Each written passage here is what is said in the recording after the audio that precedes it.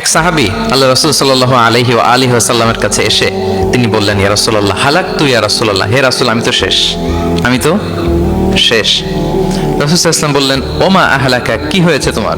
তো সে বলে, ওয়াকাআতু আলা ইমরাআতি ফি রমাদান, আমি তো রমজান মাসে দিনের বেলায় আমার স্ত্রীর সাথে মেলামেশা করে ফেলছি, একেবারে ফাইনাল মেলামেশা, আমার সিমেন আউট হয়ে গেছে বডি থেকে। এজন্য সে অস্থির হয়ে রাসূল সাল্লাল্লাহু আলাইহি ওয়াসাল্লামের কাছে আসলেন, ইয়া রাসূল আমি তো শেষ, আমারে বাঁচান। কি হয়েছে? বলে, দিনের বেলায় রমজানে স্ত্রীর সাথে মেলামেশা, ইন্টিমেসি নিষেধ, আমি তো ইন্টিমেসিতে চলে গেছি, আমার কি হবে, আমারে বাঁচান। তো আপনারা জানেন যে ইচ্ছাকৃত যদি কেউ রোজা ভাঙে, ইচ্ছা করে যদি কেউ রোজা ভাঙে, তার বিধান হচ্ছে তার কাজাও করতে হবে, কাফারাও দিতে হবে। কাজা মানে একটা রোজার জন্য আরেকটা রোজা, আর কাফারা হচ্ছে হয় তাকে একটা দাস আজাদ করতে হবে, অথবা তাকে 60টা রোজা রাখতে হবে টানা, অথবা 60 জন মিসকিনকে খাওয়াতে হবে।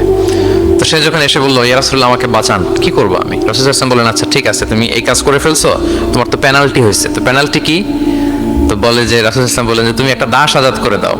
বলে, ইয়া রাসূলুল্লাহ এই সক্ষমতা আমার নাই, আমি দাস আজাদ করবো কোত্থেকে?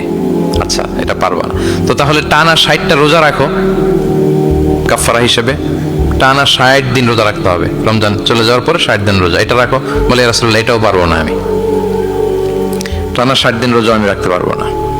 আচ্ছা এটাও যদি না পারো, তাহলে তুমি 60 জন মিসকিনকে খাবার খাইয়ে দাও। এবার সে বলে, ইয়া রাসূলুল্লাহ খাবারও খাওয়াতে পারবো না, আমি এই সামর্থ্য নাই, কি বিপদ।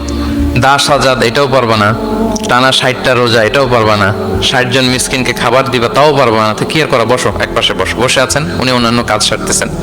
হঠাৎ এক ঝুড়ি খেজুর রাসূল সাল্লাল্লাহু আলাইহি ওয়াসাল্লামের কাছে আসলো, এক ঝুড়ি সাদাকার খেজুর আসলো। আসার পর রাসূল সাল্লাল্লাহু আলাইহি ওয়াসাল্লাম বললেন, ওই লোকটা কই যে এই কাজ করে ফেলছে, তাকে নিয়ে আসা হলো। রাসূল সাল্লাল্লাহু আলাইহি ওয়াসাল্লাম বললেন, যাও, দাসও আজাদ করতে পারবা না, 60টা রোজাও রাখতে পারবা না, 60 জন মিসকিনকে খাবারও দিতে পারবো না, তাহলে এক ঝুড়ি খেজুর আমার দরবারে আসছে, চ্যারিটির সাদাকার খেজুর, যাও এগুলো গরিবদের মাঝে বিতরণ করে দাও, তাসাদ্দাক বিহা ফিল মাদিনা, মদিনায় বিতরণ করে দাও। এবার সে বলে, আলা আফকারা মিন্না ইয়া রাসূলুল্লাহ, ইয়া রাসূলুল্লাহ আমার চেয়ে গরিব কাউকে দিতে হবে? রাসূল সাল্লাল্লাহু আলাইহি ওয়াসাল্লাম বললেন, হ্যাঁ গরিব কাউকে দিবা। বলতেছে, এই পুরো মদিনাতে আমার চেয়ে গরিব আর কেউ নাই। কি বিপদ, তোমার চেয়ে গরিব আর কেউ নাই? বলতেছে, আমি সবচেয়ে মদিনায় গরিব। বলতেছে, তাহলে কি আর করবো, যাও তুমিই খাও, নিয়ে যাও বাসায়, তুমি আর তোমার ফ্যামিলির সবাই মিলে এটা খাও। চিন্তা করেন, আসছিল পেনাল্টি দিতে, নিয়ে গেল এক ঝুড়ি খেজুর। দেখেন what is the flexibility of Islam, Islam কতটা ফ্লেক্সিবল, মানুষের সুবিধা অসুবিধাকে ইসলাম কতটা গুরুত্ব দেয়।